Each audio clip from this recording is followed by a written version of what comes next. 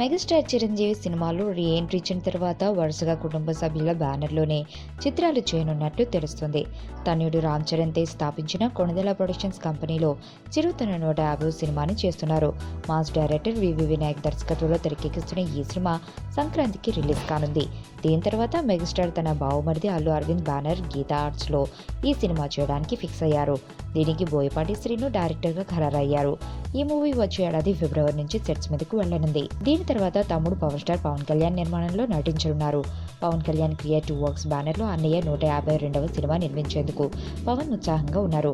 ఈ చిత్రానికి డైరెక్టర్ ఎవరో తెలుసా? పవన్ స్నేహితుడు త్రివిక్రమ్ శ్రీనివాస్. 2 రోజుల క్రితం మాటల మాంత్రికుడు మెగాస్టార్ కి స్టోరీ చెప్పడం, అందుకు ఆయన ఓకే చెప్పడం కూడా జరిగిపోయిందని సమాచారం. ఈ ముగ్గురి కలయిక వినడానికి అద్భుతంగా ఉంది. ఇక ఆ ప్రాజెక్ట్ కార్యరూపం దాల్చితే మహా అద్భుతంగా ఉంటుంది. ఈ సినిమా పూర్తి వివరాల కోసం మరింత కాలం ఎదురు చూడాల్సిందే.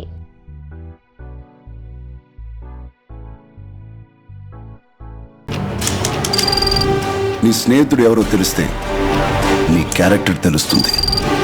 నీ శత్రువు ఎవరో తెలిస్తే నీ కెపాసిటీ తెలుస్తుంది.